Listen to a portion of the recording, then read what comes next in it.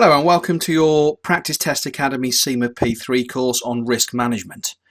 Chapter 1 talks about and defines risk, which seems an eminently sensible place to start for a course that's all about risk management. So in this chapter we'll be looking to define what we mean by risk and identify a risk management process that's best practice for companies to employ to help formally manage their risk.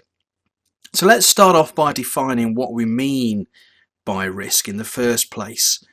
It's all to do with the fact that the future is not known with certainty, so we don't quite know what's likely to happen next. Risk is quantifiable, which mean that there are known probabilities and possibilities associated with risk. We might have gained that knowledge through experience, so we know that by rolling a dice there's going to be a 1, 2, 3, 4, 5 or 6 with a 1/6 chance of each. And the good thing about that is we can do some numbers on it because we know what the numbers are in terms of probability and possibilities. Now there are various different types of risk that you could consider. Upside, downside and speculative is a good place to start.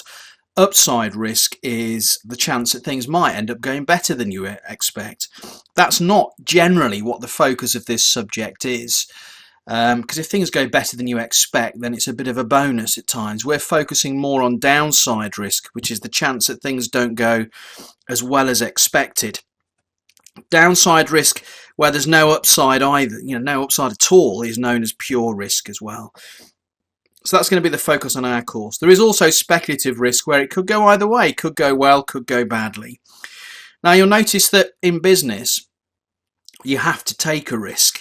At the end of the day, shareholders took their money out of a relatively safe bank account to invest in your business in anticipation of getting a return as a result. So you'll notice that this subject is not called risk minimization, it's called risk management, which means acquiring the right kind of risk and the right amount of risk that's likely to keep the shareholders happy. In other words, it's going to yield a commensurate return. So let's have a look at the difference between risk and uncertainty, which can form the basis for a multiple choice question. We can see that best in this comparison table, I think. Risk is quantifiable. There are known probabilities and known possibilities. Uncertainty is there are some unknowns in there, and because of that it's not measurable. The unknowns might be that outcomes might be unknown, or it could be that probabilities are unknown. So you might know what could happen, but you don't know how likely they are to happen. That would be classed as uncertainty. Risk, as we've already said, is known probabilities and known possibilities. In many ways, risk is easier to deal with in the sense that it's calculable. You can do some numbers on it, but those numbers are hard to grasp with uncertainty because you're just not armed with all the facts. Now, businesses incur risk to make money, essentially.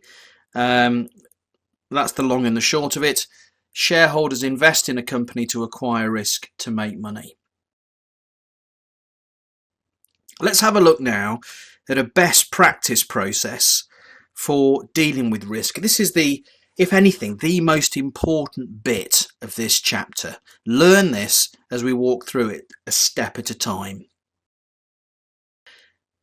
What we're looking at here is a step-by-step process that an organisation can use to put in place a process to ensure that it's identifying and managing its risks appropriately.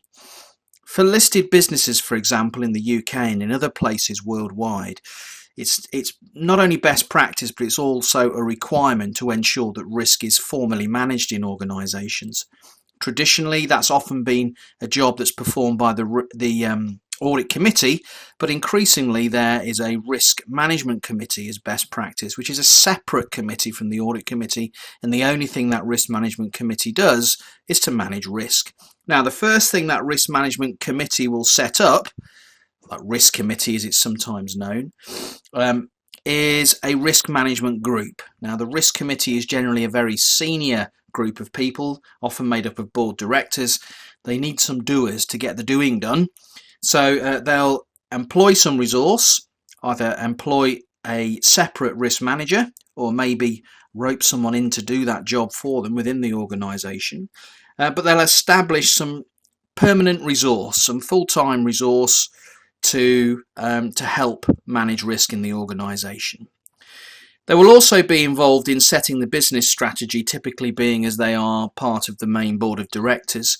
And that business strategy is absolutely core to risk management, because the business strategy lays out for us essentially what the risks are that the business is exposed to. It lays out what the products are that we're going to invest in, the markets that we're going to move into. So first of all, we need some clarity as far as the business strategy is concerned. Now, one of the first jobs of the risk manager or the risk management group will be to identify the risk areas that the business is facing. Now, this is a difficult starting point, because if you sit back and think what could possibly go wrong, well, how long have you got? We are going to look later on in this chapter at some formal models to help us to identify risks so we can then manage them, but we'll come back to that later. So step one would be to identify what the risks are. Step two would then be to give a sense of weight to those risks. So which ones are more serious than others? Which ones do we need to prioritize? And that's normally with reference to two things: probability and impact. So for those things that are likely to happen, and if they do happen would affect the business quite badly, they're going to be at the top of our risk manager's list to make sure we do something about them. So once we've identified the risk, we then understand and assess the scale of the risk. Then we decide the nature of the response we're going to take. We're not getting into the detail of exact controls as yet, but we're classifying the response type, if you like, using something known as TARA. We'll come back to TARA a little bit later on in the course, but ultimately it's the way in which you decide you're going to respond. So it's to transfer to somebody else, to accept the risk, to reduce it, or to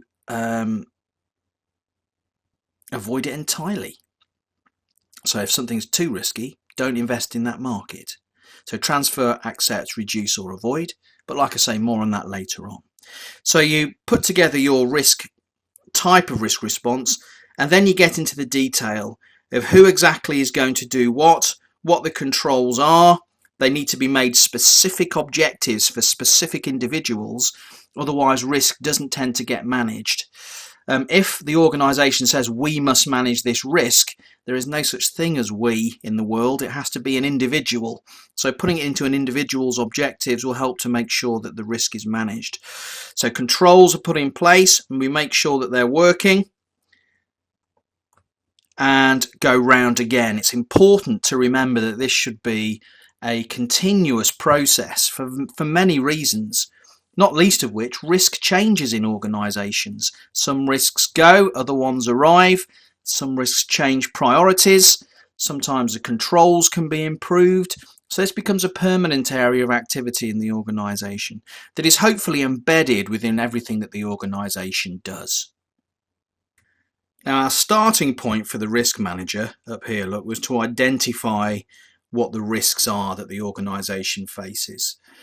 And the risk manager may get some ideas from his or her past experience by looking at the competition and seeing what's gone wrong for those guys, maybe by consulting with external experts, consulting internally. There are various things that they could do. One of the things they can do is think about standard checklists to make sure that they completely capture every possible risk and consider what might go wrong. Now, the rest of this chapter is looking to define different categories of risk. I'm not going to bore you in this video by going through every single one in detail. We'll talk about them in overview, then you can read the detail in your own time. Now, there is no one definitive framework. This is just a framework that helps you to think about the nature of the risks that the organisation is facing. And the purpose of these lists really is to ensure that you think about all the different types of risks. So it's to make sure you end up with a complete list of what the risks are that an organisation is facing. So there is, for example, political, legal and regulatory risk. So political risk is due to being exposed to a political regime. Let's suppose you invest overseas. Then if that overseas government decides to change policies locally, maybe it decides not to favour foreign investors as much as it once did, and that could affect the way our business performs. Legal and litigation risk is principally the chance that we get sued and lose money as a result of that. Regulatory risk is the chance that our regulatory regime changes. So, for example, if we're in the banking sector, that's heavily regulated. If those regulations change, then we may have to adapt our business processes to cope with that.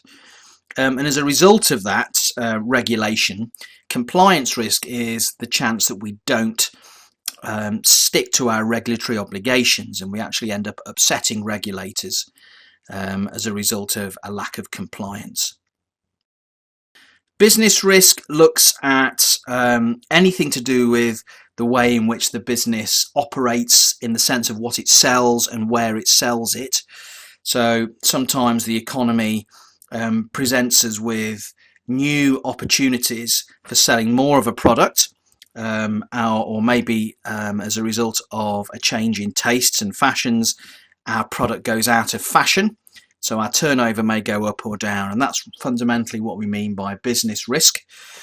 Economic risk is due to exposure to the economy in general. So that would include the effect of macroeconomic factors like interest rates, inflation rates, whether in boom or bust, full economy, full employment, lots of unemployment, those kinds of things. And as a result of, for example, the economy going into boom times, and that might mean demand is high for our product, everything else being equal, but it probably means inflation starts to creep up and employees are difficult to find because they're all gainfully employed elsewhere. Technology is a risk. There's good and bad associated with technology. Technological change gives us opportunities to do things in a different way, to launch new products, for example. But there's also a risk, of course, if we don't keep up with technology, that investments that we've made in the past, and let's say we were planning on producing a product for 5 years, let's say 12 months down the line, that product becomes obsolete because of a technical improvement that's been imposed, if you like, on us from outside, and we suffer as a result of that. Financial risk, risk as a result of the finances of our business, so that would include things like interest rate risk is in there. So if we borrow money and interest rates go up, then we will lose profits as a result. It also includes things like credit risk, so the chance that our customers don't pay. And it also includes things like foreign exchange risk we could put in there as well as a result of selling overseas. If the exchange rate changes, then our profits will change as a result. Environmental risk due to our exposure to environmental factors. There's a number of ways of looking at this. You could say as a result of a change in the environment, our costs may change, our costs may go up. There may be a natural disaster that we need to sort out, for example. But you could also put in that category the impact on the organisation of accidentally polluting the environment and damaging the environment. And not only does that cause us issues with having to sort that problem out, we may fall foul of regulations and the law. It may also ultimately damage our reputation, as that should say there, our corporate reputation. Increasingly important in our competitive world that we stand out with a good brand, and if our brand is damaged, then there's plenty of competition for people to buy from. And then lastly, international risk, as a result of trading overseas, we're sending goods for long distances, so they might get lost along the way.